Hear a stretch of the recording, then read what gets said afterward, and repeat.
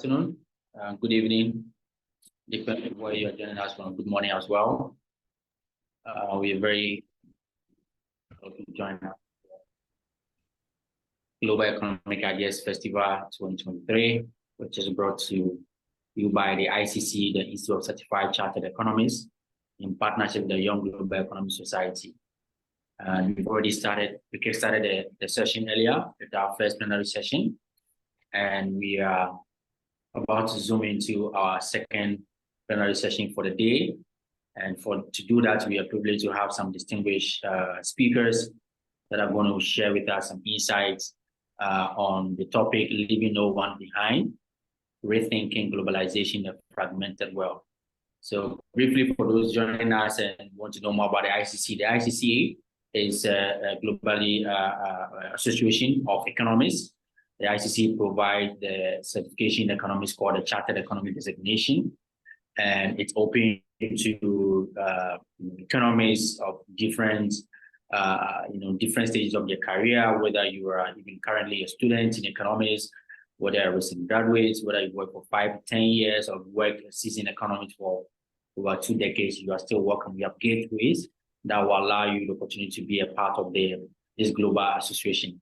So part of what we do is to create more platform for engagement, because as economists, obviously, our voices are very much needed in policy space, in every organization as well. So we believe that some of these platforms that we create will help engineer a positive outcome to create the kind of world that we want. And for this reason that we put together the GEIF. This is a second edition. We did the first edition last year, and we are doing the second edition this year. We hope to do again next year, and of course, gradually move to something that is physical instead of virtual. But we hope that we'll be able to do that as we build momentum from this previous edition that we've already undertaken. On this note, we'll be going straight into the session, and to help us do that or lead us into the session is Jennifer Blanke, who is the co-chair for this year's Global Economic Ideas Festival. Familiar individual to all of us, I believe. So Jennifer, please, the floor is yours now. You may take us through the session. Thank you. Thanks a lot, Paul. And is Katrine on the call? Yes, she is. Here, okay. but it says that the host has disabled my video. So I just please enable Katrine. Yes. Yeah. We want to see your lovely face, Katrine. Good to see you. Good to see you. Okay. Okay, yes. Wonderful. Now we're all here. Welcome, everybody. Okay, so I'm delighted to be here, and I guess people will be kind of calling in. We had a pretty big gap between the last between the last session and this one, so I think people will sort of be getting their bearings and calling back in. And this will be taped, so I believe that Paul and his team will be sharing it. So as Paul mentioned, we're now going to be discussing the very important topic of leaving no one behind and rethinking globalization in a fragmented world.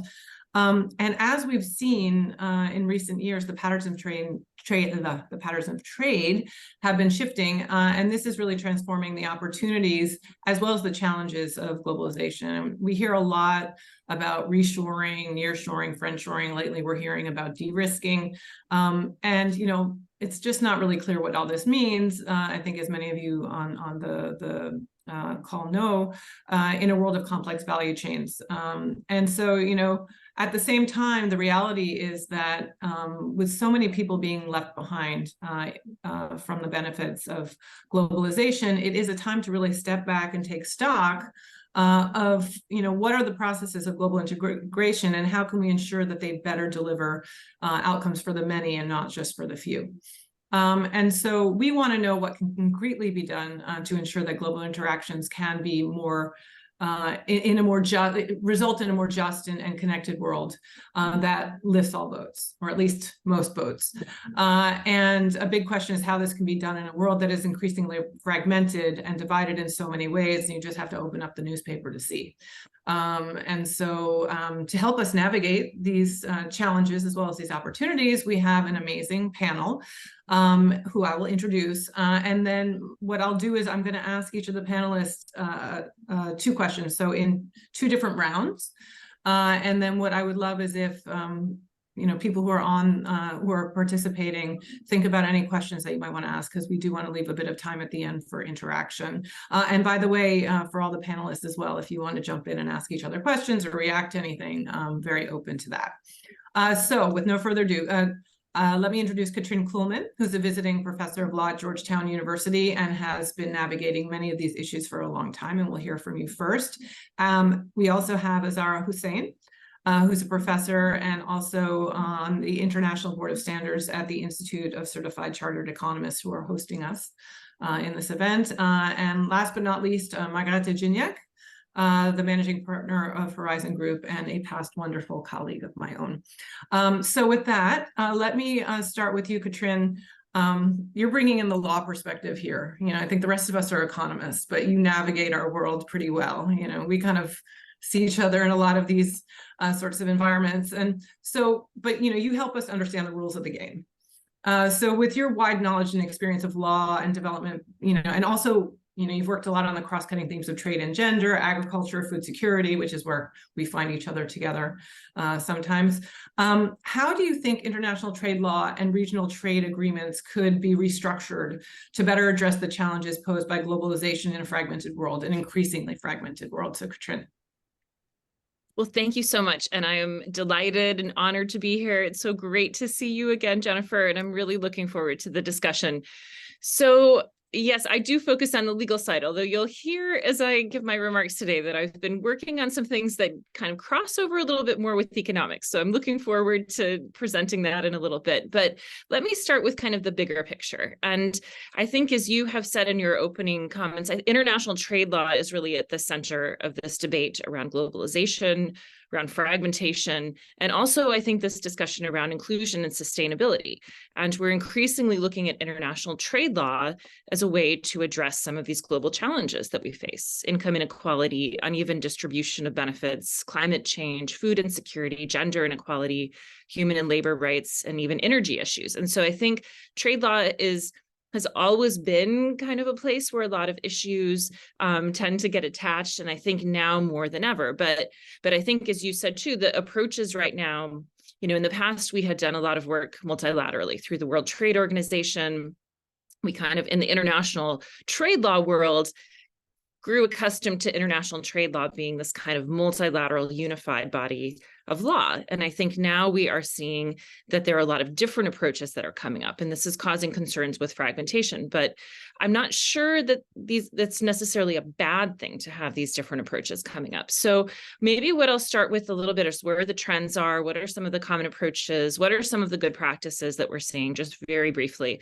And then I'll talk more about what I think is missing and what can be done, particularly in the next round. So a lot of the action that we're seeing on international trade law is happening regionally. It's happening under regional trade agreements. These are things like the African Continental Free Trade Area, the Regional Comprehensive Economic Partnership Agreement with China and ASEAN. The United States has a lot of regional trade agreements, including the US-Mexico-Canada agreement, which has 3 different names.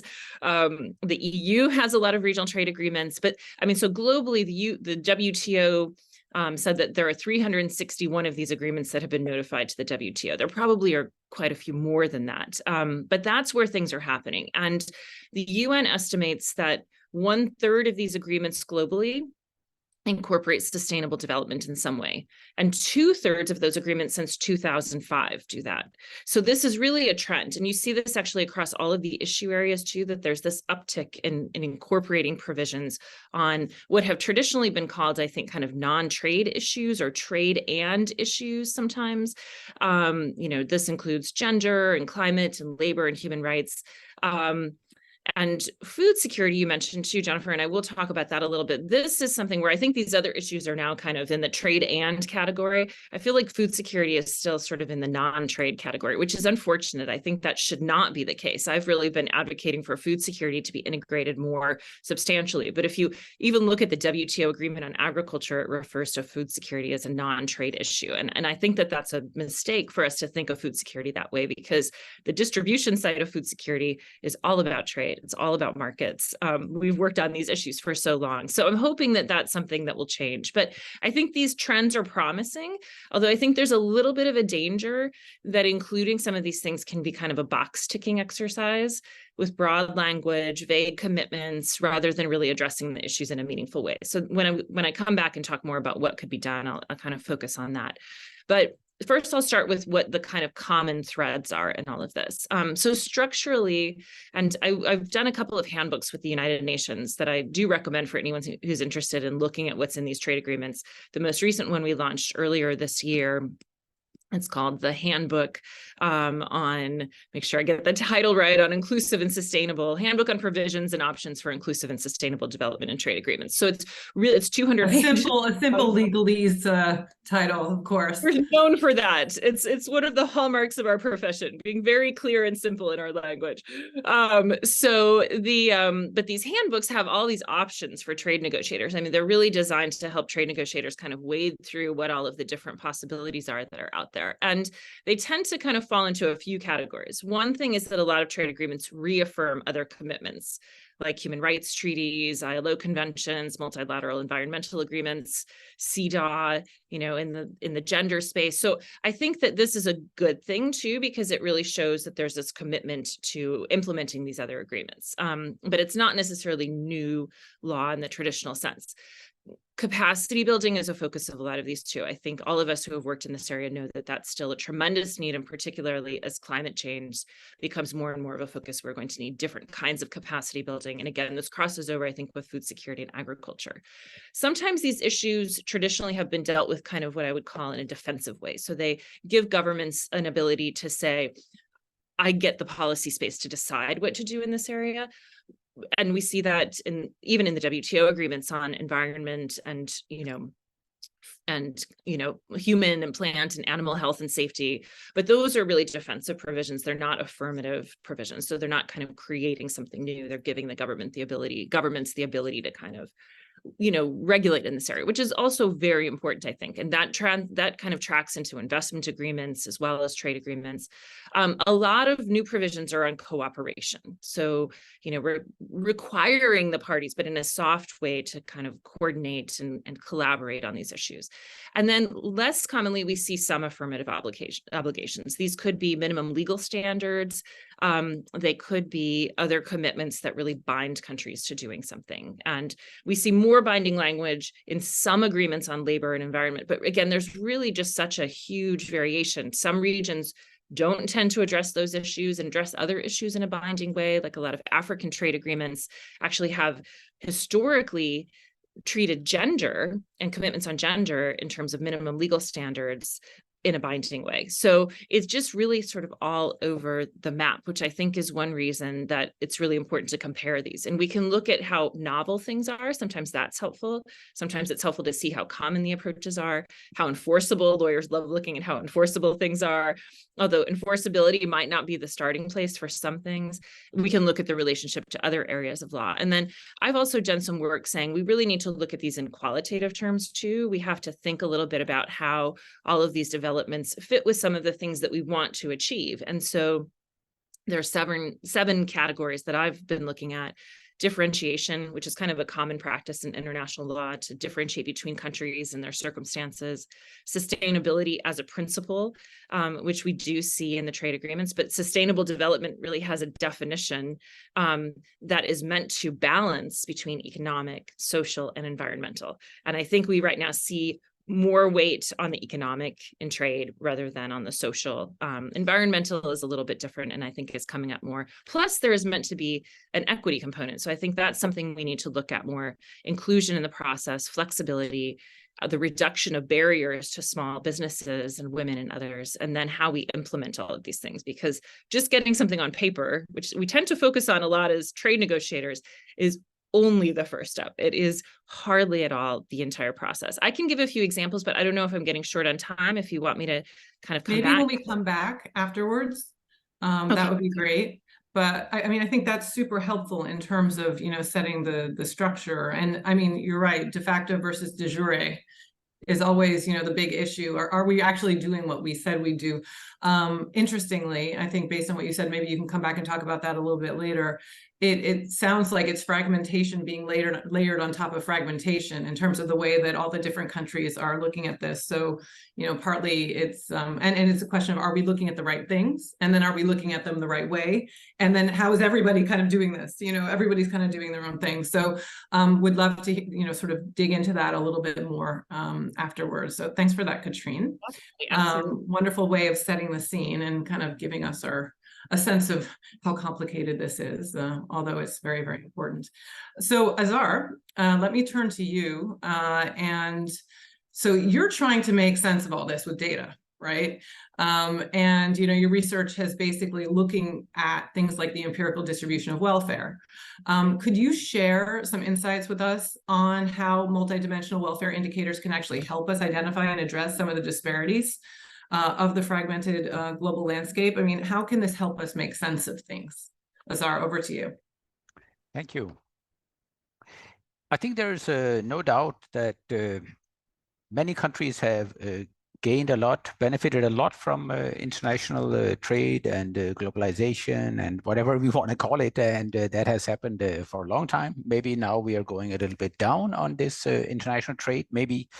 But I think there's very generally a lot of agreement on that the countries are benefiting from this. The big problem, of course, becomes that although a country at a national level, they are benefiting, you will always have some people within the country who are losing, and few maybe sometimes, and maybe the majority or more than the majority, they are benefiting from this international trade and globalization.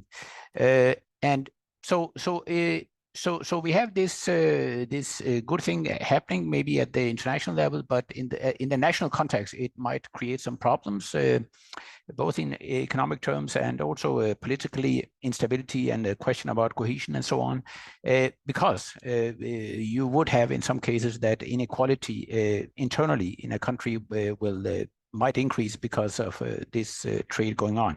And what is simply happening in many cases would be that you have some industries, of course, being not so useful anymore within in the developed world, perhaps, because a lot of the production goes to some other countries. And of course, people losing their jobs in some Western countries, they would not be so happy. And on the other hand, it benefits at a national level because we get much cheaper televisions and cars and everything. So there is this problem we need to, I think it needs to be addressed. I think some countries address it better than others, perhaps. Now, my background from Northern Europe is from the Northern Europe, and I think to a large extent, it seems that, I mean, we have this discussion also, but not a lot of discussion that, people are, some people are losing from international trade. Because to a large extent, it seems to be the case that in some of the northern countries and maybe also many other parts of Europe, the public sector, the politicians, I think they have been able to a large extent, to create systems and retraining of people, so that people who are losing their job because of this international trade, they can shift into some other sectors, and in not maybe a couple of months, but within some reasonable time, they're able to get a job again. And so maybe that's one reason why you don't have that much of an anti-globalization. Now, this is a claim. I don't think there's much of anti-globalization, at least in Northern Europe, I think. Maybe, I don't know, a little bit, if you go a little bit south, maybe a little bit different. But this is very much maybe in contrast to some of the other countries in the Western world, where maybe the government is less influential or less interfering in the economy for different reasons. And maybe, I don't know, maybe for good reasons sometimes. But anyway, yeah, so this is like one starting point. And the question is how then we are talking about inequality. I'm saying that this does lead to increased inequality within the nations. And then there's the question is how we are measuring this. And traditionally, we have been using income as a measure. And this means that we have a one-dimensional approach to inequality, and this has been an okay approach so far, and this is because income was almost the only one indicator available for us. So in the one dimension, things are maybe not easy, but they're to some extent easy to handle, because it's pretty easy to see, which country is at what level. I mean, it's pretty easy to rank countries according to, for instance, average income or median income or whatever. But now I think there is a widespread understanding and agreement that income is not really the only thing which makes people happier. And so the trend for maybe the past few decades, or at least few years, has been that we are now having multiple indicators in order to shed light on the living conditions of people.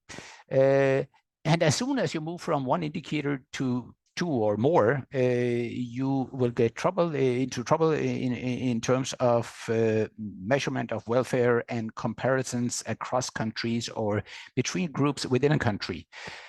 There have been different proposals to handle this issue in a multidimensional way. We are, my co-authors and myself, we are a little bit critical sometimes, including some measures which has been used by the UNDP, which are multidimensional measures of well-being. And our main problem is that since we have multiple indicators, the present measurements of multidimensional well-being critically depends on which weights you assign to different dimensions of welfare.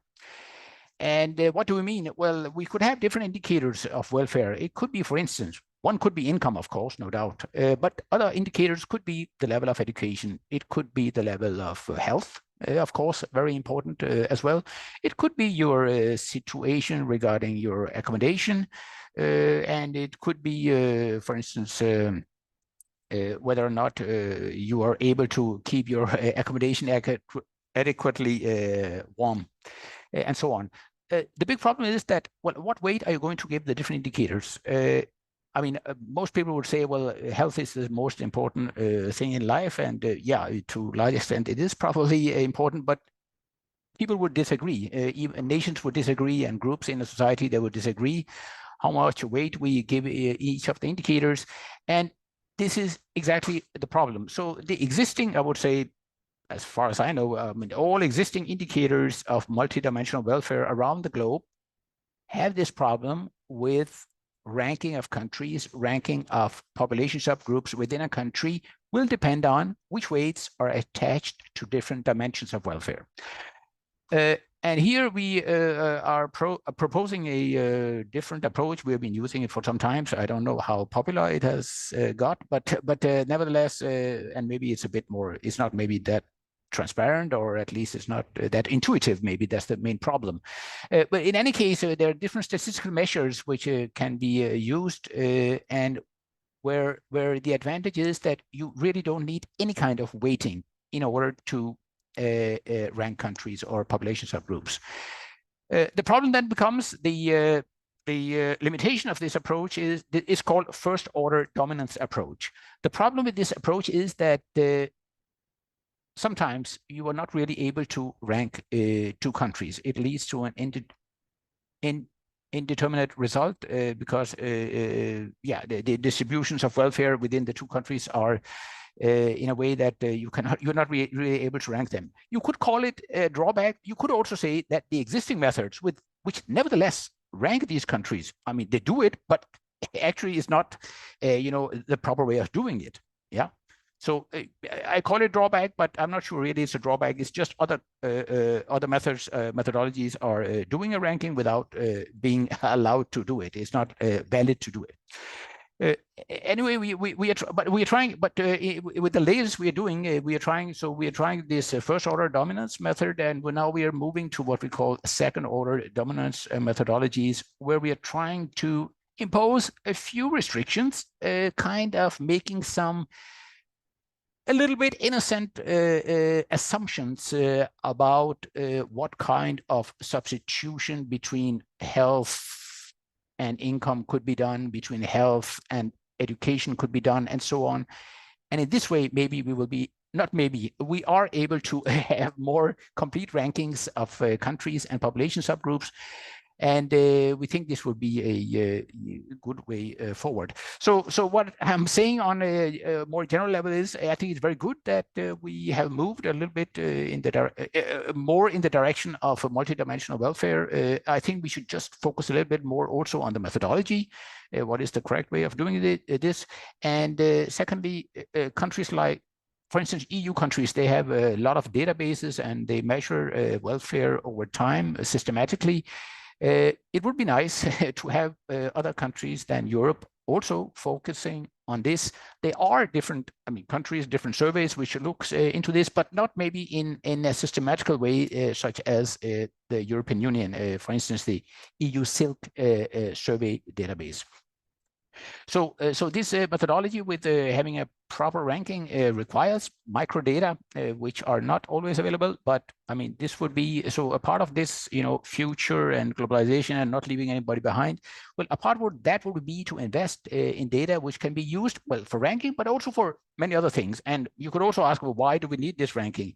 Well, the ranking is not only important just for making people in different countries happier that they're leading or so on. No, the important thing is that this could be an important tool to find out, well, where do we need to concentrate globally and also nationally, on which groups need more support and so on.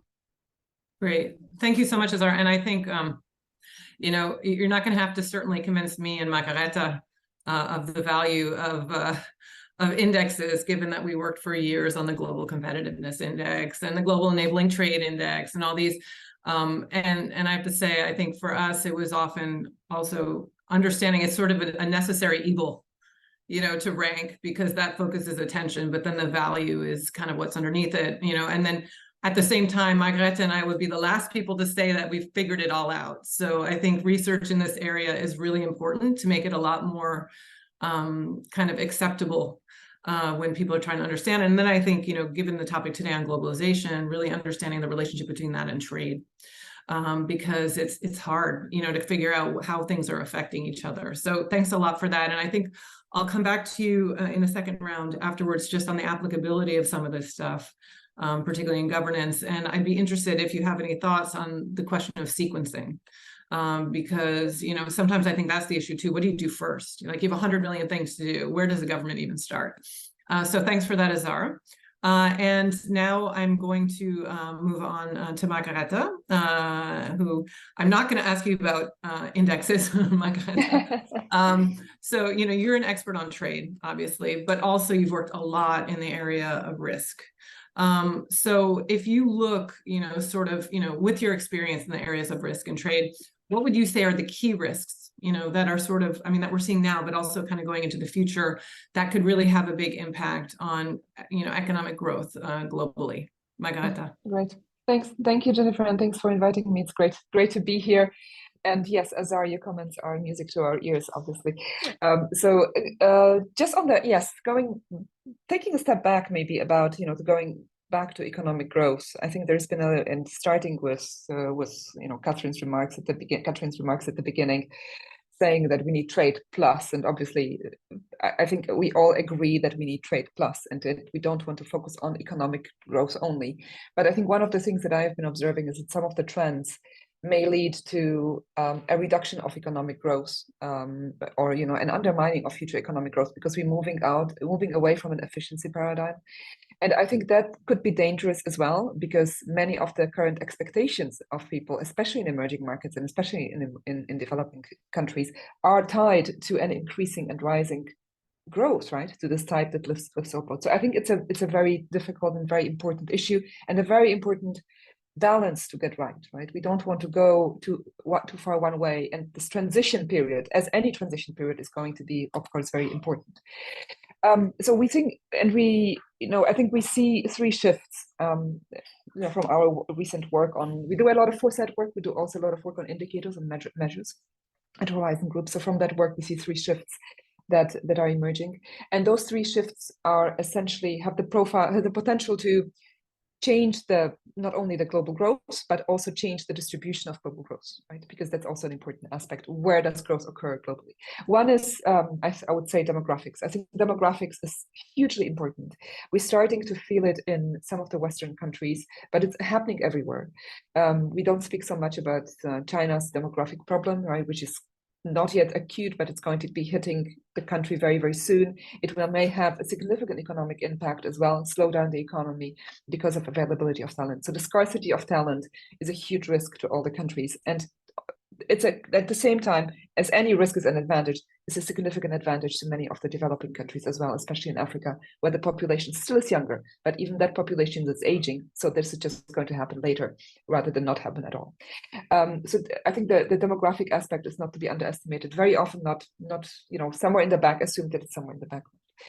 The second shift that we see is energy. The need for energy transition is obviously huge and will have significant impact, significant risks and opportunities as well.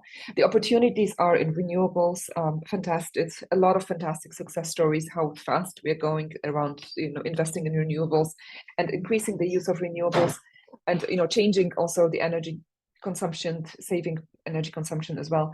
But there's also significant risk, and the significant risk, they have two aspects to it. First of all, they tend to affect the poorest in any society first.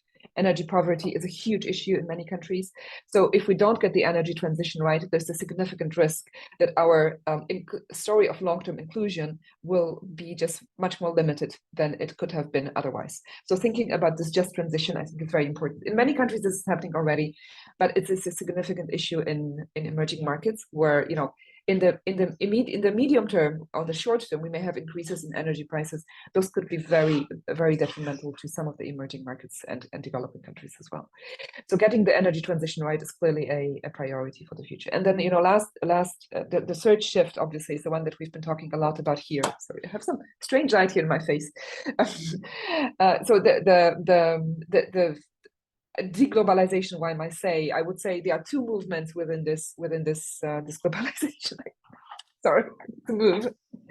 There are two different movements in this globalization. One is, of course, some reversal and movement towards regionalization and fragmentation. So some reversal of globalization. And then the other one is the merging of globalization of what used to be an economic phenomenon, right, with other things as well. It's absolutely necessary. I'm not one to question it, but the fact is that both of those will lead us to move away from this efficiency paradigm that has driven those complex supply chains that we have right now. And if you think about it, if we reverse the process of globalization, the process of globalization had a significant growth effect on the majority of countries, or not the majority, but many countries in the world. It lifted a lot of the countries out of poverty. It was, I think China and India in particular, these are the two examples, or a lot of people out of poverty, right? So China and India. So if we reverse this process, it may have detrimental effects, especially those countries. Maybe not so much China and India because they're large enough with large enough markets, but for the smaller developing countries, it could be have very negative effects on poverty rates, on overall development pathways that they have in front of them. And because there are not that many options for economic development, right? So if we take away this option, how are they going to generate income, through which ways, is a very, very relevant question. And will the process take more time? There may be alternatives, but they may also be just slower and take more time because they're more organic in a way, right? It's maybe, for the long term, the better way, but in the meantime, those generations are the losers of the development process. So when you think about the reversal of and there's some data actually that shows that the movement towards trade blocks is the ECB study that was published, I think, earlier this year or late last year, could reduce trade by 30% globally. A 30% decline is equivalent to a major recession globally, right? A 30% decline in gross trade, in global trade is huge, and it will not be offset by regional trade fully. So we will be losing out on the benefits of trade, right? And I think this is something that is a significant risk that we need to keep an eye on, and to make sure that this happens in a smooth way, in a just way, in a solidary way as well. And if the COVID crisis is any any lessons, any recent experience that we can point to. This has not been happening in a solidary way either, right? So I think the major risk is that we go also to political fragmentation and less global solidarity as well, and less global solidarity with emerging countries and markets and developing countries as well. Yeah, thanks so much, Margaret. And clearly, I think when people feel left behind, that's when you do see also a lot of war and terrorism and things like this. I mean, they're very intricately linked. You know, and by the way, I'll just say, sort of as an addendum to what you're saying in terms of the backsliding, I think it's also a big question of the messaging that we're putting out there. If you look at the, you know, Katrine mentioned the African Continental Free Trade Agreement, we're not even there yet. And yet these 54 countries are hardly trading with each other. And we know that that has to be a huge part of the story. So what happens to Rwanda that is trying to open up, you know, for example? So, and then we're seeing some very positive things like Kenya dropping all visa requirements, you know, for Africans. But anyway, that's true. I also thank you very much for raising the issue of energy and energy poverty. Interestingly, we had a digital economy session earlier this morning, my time this morning. And the one question we got, like a big question we got, was about energy, because it is the sine qua non of everything else. If you don't have energy, how are you going to do anything else? Okay, great. So thanks a lot for that. And actually, I think that's an amazing segue back to Katrine, to come back to you on some of the issues that you were talking about before. So if we go back to, like, I don't know if we have to talk about the legal structures, but it is, you know, if we go back to the rules of the game, you know, what mechanisms should be prioritized, you know, to ensure that the marginalized and the vulnerable groups are not left behind, because then there will be an increasing backlash, you know, against this. And, you know, then how do you, as Margaret is saying, like Growth Plus or Trade Plus or whatever, how do you then integrate that sort of sustainable development side of things? You know, like, let's not destroy the environment in the meantime. So Katrine, how do you sort of think about, like, what can we do about this? Well, I've really enjoyed this discussion, and I have to say, I've also done work on indicators and how to think about law in that context. So this is kind of fascinating for me, and I hope that what I'm about to say is something that you all will find interesting and kind of a link into the world of economics. So, I think right now, and I think everybody who has spoken, you know, the other panelists have said too, that there's a lot of complexity, and you've really highlighted this, Jennifer. I mean, I think we are in a situation now where even like thinking about efficiency is much more complicated than it was before, right? We can't just kind of silo off some of these issues or these indicators or these ways of measuring things. I think we are just seeing that. And what I'm going to say is, you know, adding to that a little bit, but I think that taking a page from economics, I think that the solutions, the approaches, the legal solutions can actually start with things that are more micro and build up to more macro. And it's interesting, this is a project that I'm working on right now, actually, on micro interventions in international law, which is not something that we commonly talk about when we think about law. Law tends to be very high level. Everything that I spoke about before is pretty high level, right? I'm talking about political trade-offs and language that negotiators have come up with. But where we are struggling is trying to figure out how to have an impact, how to make sure that these things are really going to make a positive difference in the lives of as many people as possible. And so I think that really pushes us towards the need for something that's more micro. And I think that there's a way that we can do that in the long run, it will actually decrease fragmentation rather than increase fragmentation. So let me explain what I mean by all of that. And again, you can push back on me on some of this. This is work that I'm still kind of teasing out. One of my projects, along with deeper work on food security, deeper work on gender, and then something on Taylor Swift and international law, but that's for another day. So, oh no, we're going to make you tell us about Taylor Swift before the end, but that can be your final comment. I promised a colleague I would mention it. My daughters are very excited about that. The rest of my work, I'm not sure they're as excited about. I think my research assistants are more excited about that project too. Okay. Okay, so let me explain the micro approach. So first of all, I think we need to start with the individuals and communities who are impacted, the users of law, and try to understand their needs. I think we need to go very ground up, very bottom up. And we don't tend to do that, again, as lawyers. We tend to come up with these kind of big solutions. I was just in Geneva for the WTO Public Forum, And everybody is looking at this at a very high level. So, and I'll talk about one study too that I've worked on that kind of speaks to some of that. So that's the first point, I think, is that we need to really go to the users first and try to understand what they need. The second thing is I think we need to let context and kind of the problems that we're trying to address drive legal design. So legal design should not just come from what have we done in the past or what has, what do we see in these other agreements? I think that's important to look at. But I think that we need to think about what problem are we trying to address with this? What are we trying to do? And then I think that we kind of tend in international law, we tend to overlook domestic law.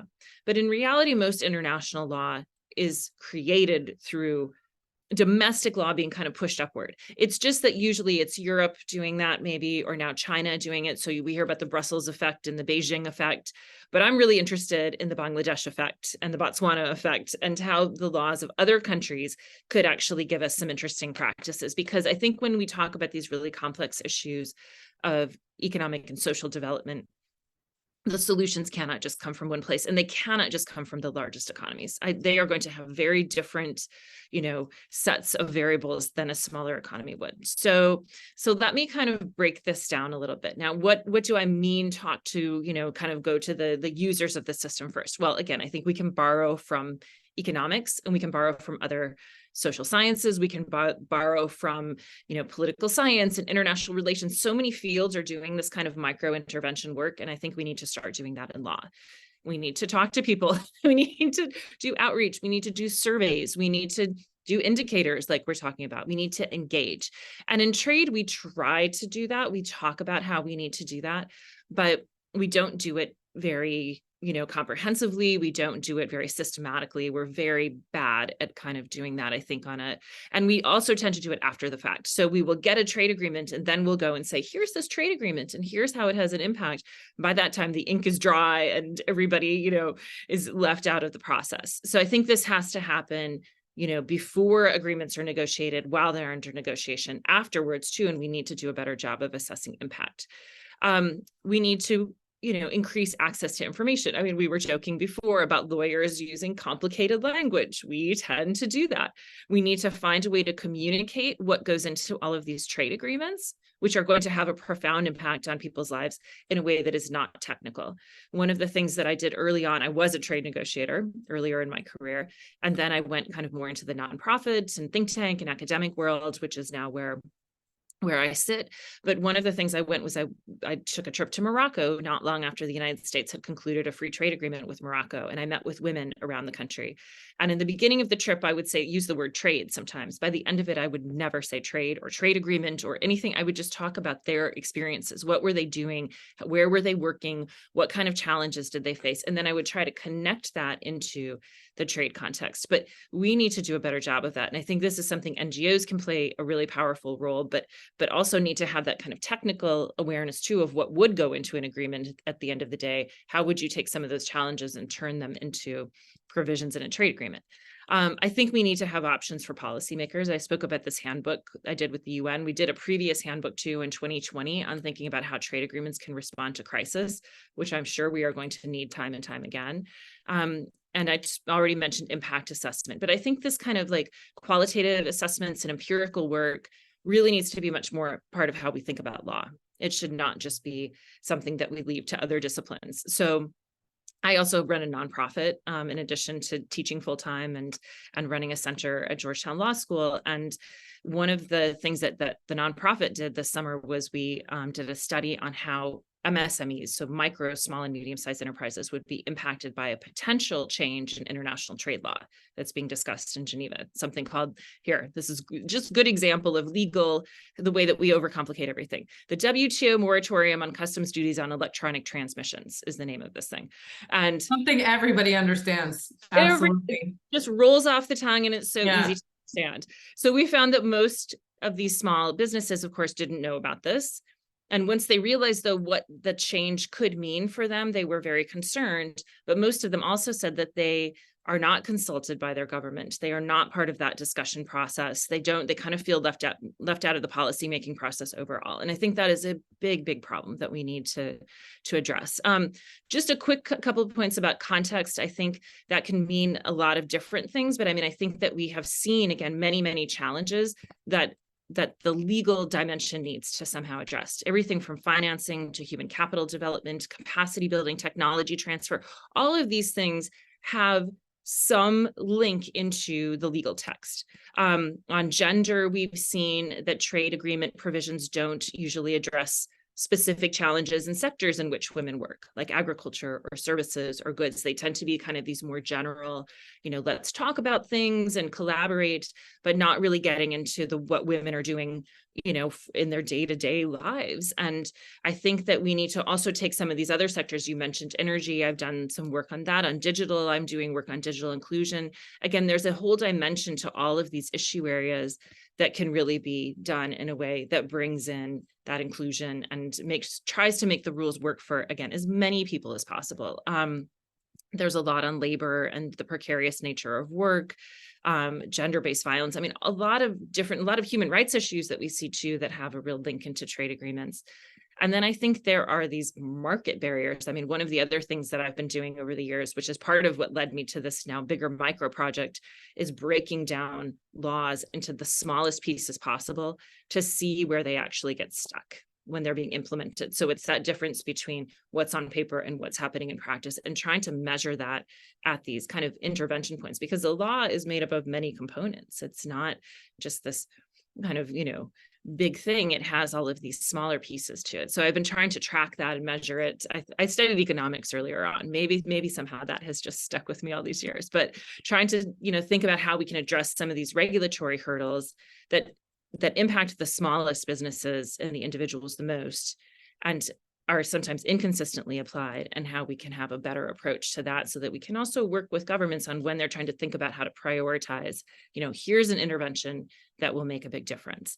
I think that I will maybe wrap it up, but I will say though that, again, what's happening at the domestic law level too. I've done some work, particularly in agriculture, looking at where there's innovation in domestic law that really goes to, bringing farmers more into the process, or bringing small businesses into the process. There is a lot of innovation out there. We just don't really talk about it. And some of those things happening at the domestic level, where really it is, easier to address some of these problems in a way, because they are going to be not easier, but more, I guess it's more tangible at the domestic level, where you really have both the needs are more specific. So Dr. Ngozi, the Director General of the WTO, recently did this panel with Catherine Tai, the U.S. Trade Representative in the United States.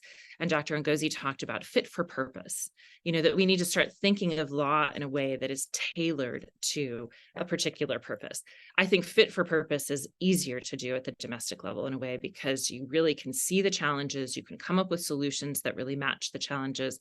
And I think we need to learn from that and kind of build upward. So it's maybe thinking of the fragmentation, I guess, in a sense of, maybe this is a chance for us to be more innovative. Maybe it's a chance for us to see different models and think about what we can pull from all of that and kind of work from those challenges up, instead of doing our usual top down.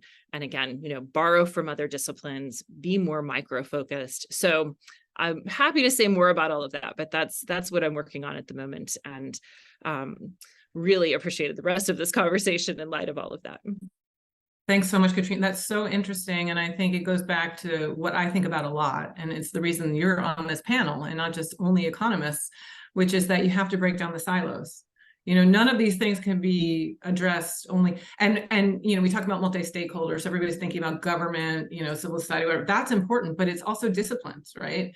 Because the lawyers aren't talking to the economists, aren't talking to the security guys. And until we really find a way to do that, it's a big challenge. And, you talked about users of law. I love hearing that.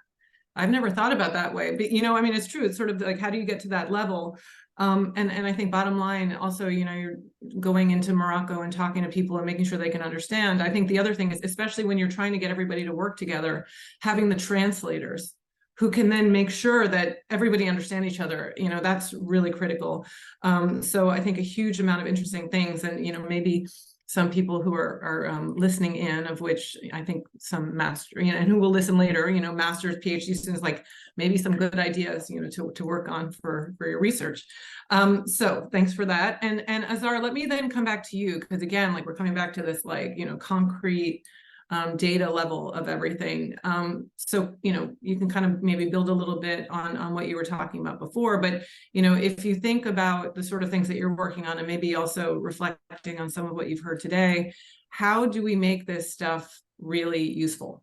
What are the tools that, economists can be coming up with that, can basically help policymakers who at the end of the day are making the laws, to do the right thing so that economies are functioning for the benefit of all. Azar?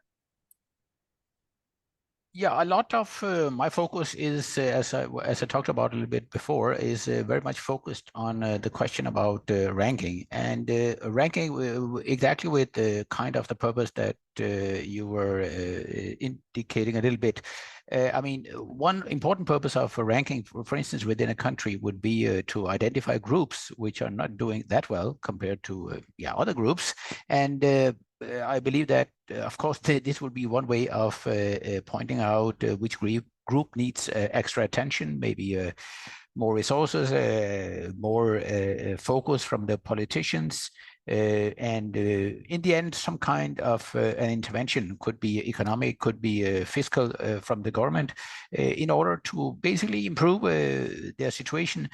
So, I mean, the way I would think about it is if it could be implemented systematically, that we systematically, maybe in every country or something like that, to the extent it's possible and to the extent that we have the data, try to monitor multidimensional welfare in order to, number one, to identify where to have an intervention, and number two, also to find out, well, okay, now we did this intervention in 2023 and follow the situation and find out, well, did it really have an impact or not? I mean, so that would be important. And also, you were talking about silos before. Also, the question about, well, income sometimes is one solution to solve a problem, but I have just recently been looking at child poverty and child welfare in a Danish context, and actually the overlap between income poverty and deprivation poverty, you could say, is there, but it's not at all one-to-one, not at all 100%, in no way, you can say. So this just means that things other than income is also required. Although, I mean, I think traditionally the solution to anything has been, okay, they need more resources in terms of income. But this is also a matter of NGOs and services from the public sector, social services, and intervention in early childhood and so on, following the child from the beginning, because pretty much a lot of the stuff happening in childhood, of course, in many respects have also long-term consequences in terms of success on the labor market, in terms of educational achievement, and so on. So the problem, I think, a little bit is that, of course, this will be. I have no doubt. I have no doubt in my mind that if we do some kind of more monitoring and try to do something about this problem, I'm very much sure that in the end it will benefit us.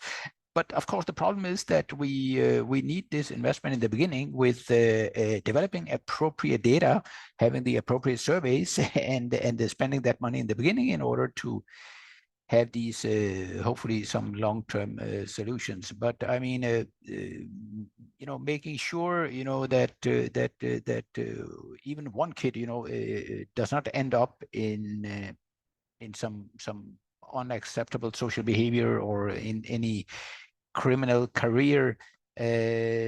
Also, I mean, it's good for the child that he or she does not end up with being criminal, but also for a society, it will be a big benefit. I mean, unimaginable benefits. And compared to the negative consequences, I think the investment will be relatively small. But again, I'll be willing to make the investments in the beginning, although the good results maybe will show in 10 years or 15 years or 20 years. That's classical problem, I guess, with investments. Great. Yeah, I mean, I think it's true. Like, we measure what we care about. And if we don't measure it, we certainly aren't trying to do anything about it. And yeah, so I think, you know, the big challenge there, of course, is in emerging markets or developing countries, particularly much lower income. How do they pay for that? And how do we prioritize socially? Because, I mean, kind of along the lines of what you were saying, that, you know, a national society will benefit from having fewer criminals. The non-criminal himself will benefit, but society, but at a global level, you know, clearly all, you know, none of us are safe until all of us are safe, so to speak. You know, that was a big thing during COVID, but I think it basically applies to just about everything. Great. So Margaret, I mean, turning from that to sort of, okay, so what, you know, so what do governments do? If you look, I mean, you spend a lot of time also advising governments as well as businesses, but you spend a lot of time on policy. How do you think about what then governments need to do differently? You know, whether it's the national level, whether it's the regional level or the global level, what needs to happen so that we have a better future?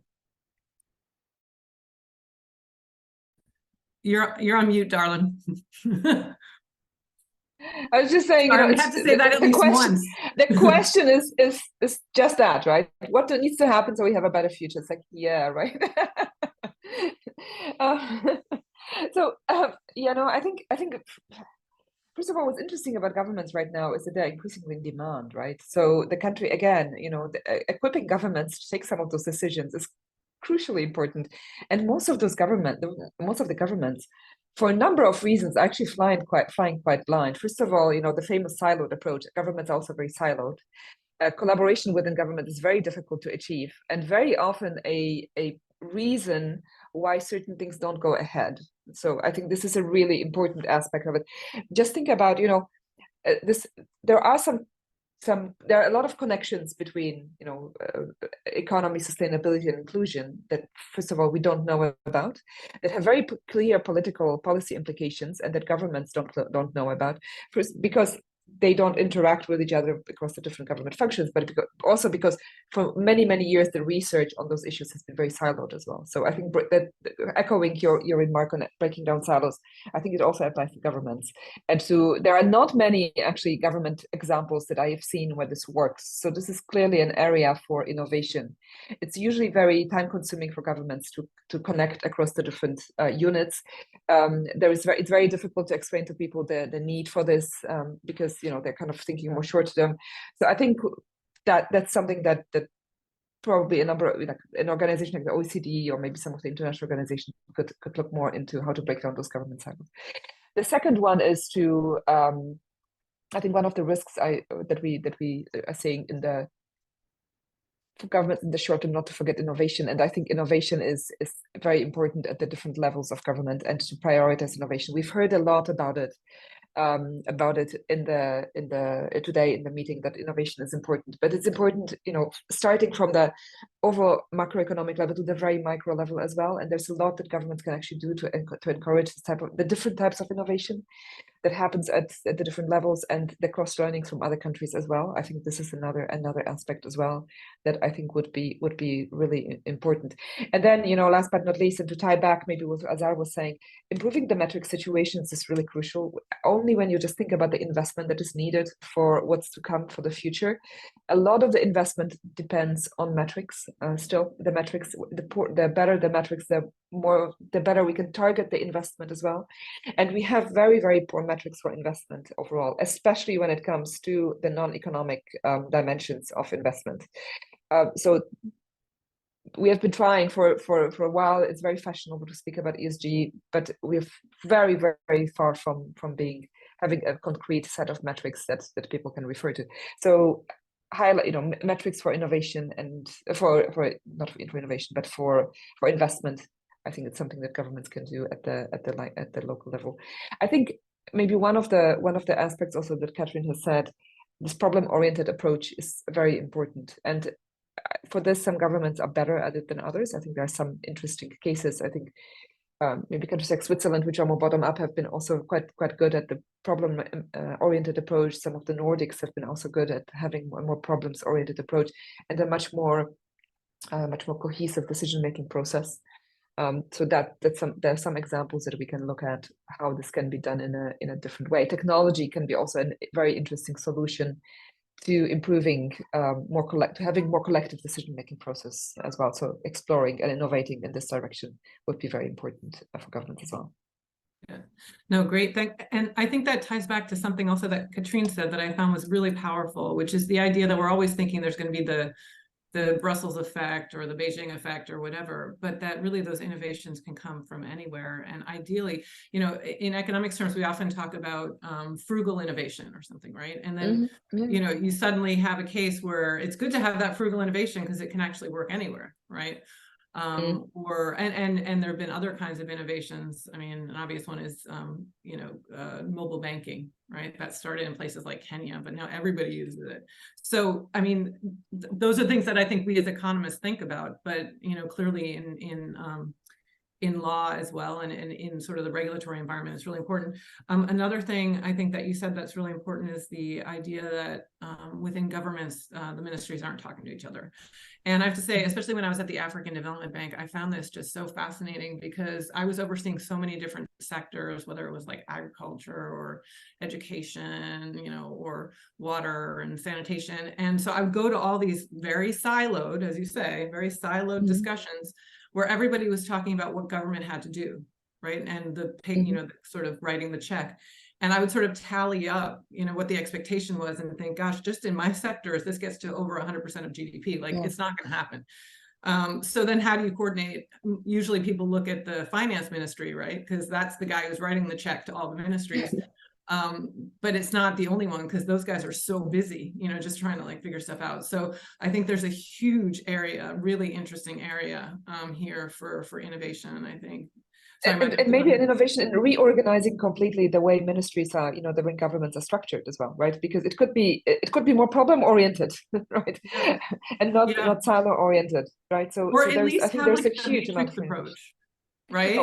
So okay, you have your portfolio, but you also you have your cross-cutting thing, which Katrine is doing anyway, right? She's like, oh yeah, I'm also doing, gender and other stuff. Well, because that it's cross-cutting across all of them. So how do you think about that? Anyway, I don't think we'll solve the problem of governance now, but I mean, it really brings to the fore why it's so hard to fix things in that situation. So that's great. So, I saw that there's a couple of questions in the chat. I just wanted to give us, we still have not quite 10 minutes. So, but I really quickly, because there was a pretty basic question in the chat, and I thought, it was directed at you, Azar, because you had raised the issue, but either you or Margareta maybe want to take a stab at it, which is in a very simple terms, because you could do a whole, course on this.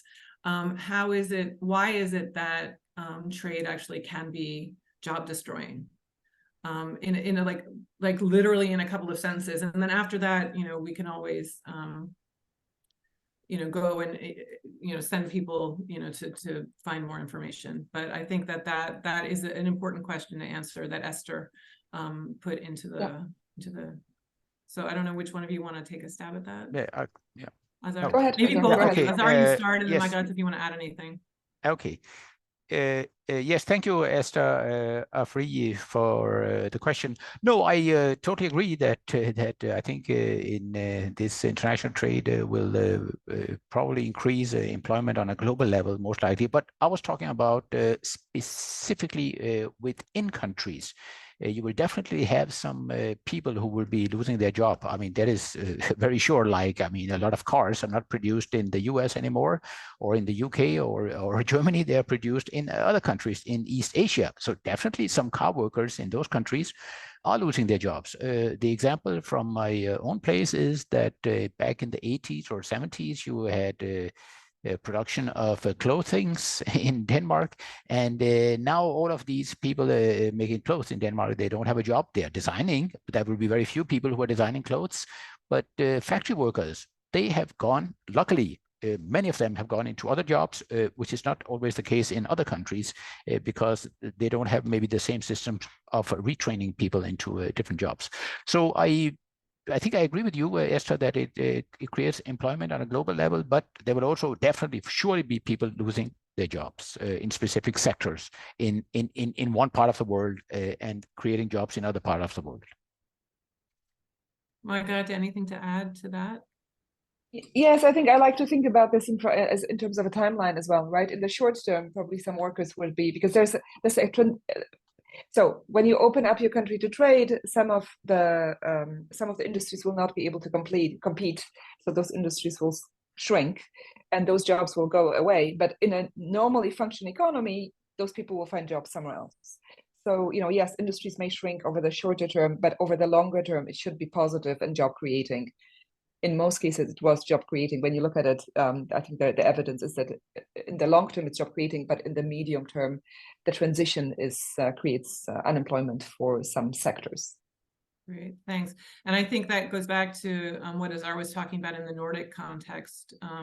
When you have significant government transfers that can go to the people who are suffering, this is something that can really make a difference in the short term, and it helps to support for trade, right? Yeah. But if you don't have that, then it makes it a lot harder. And sometimes, you know, it's a question of, you know, I guess societal and government priorities. So that's helpful. And then we had one other question, and it's a pretty huge question, which is, you know, what are the measurements needed to address the economy and you know, boost efficiency in GDP? But then also addressing both the micro and the macro problems in technology. I mean, this is a huge question. I'm not sure that we can go down, but does anybody want to sort of just take a really quick try at that one, Margarete? Yes, I can give it a try. I think the key problem is, you know, and the way I understand this question, I think efficiency currently is very much linked to how we use technology. So I don't, you know, we have been, all the data shows the productivity, which is in a way a measure of efficiency, has not been increasing in the past years as previously.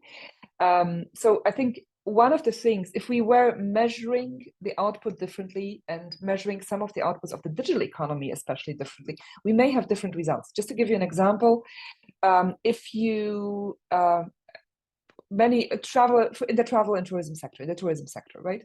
Many of the agencies were replaced by platforms, right? But in 10, 15 years ago, we had travel agencies. You went to see the travel agent. This person had a job. He was, and they were very local usually as well. So those people who are booking the flights for you or the travel for you, today you're doing this by yourself via a platform, right? So the work of that person is not captured in GDP anymore. So we have a lower efficiency that shows up in GDP.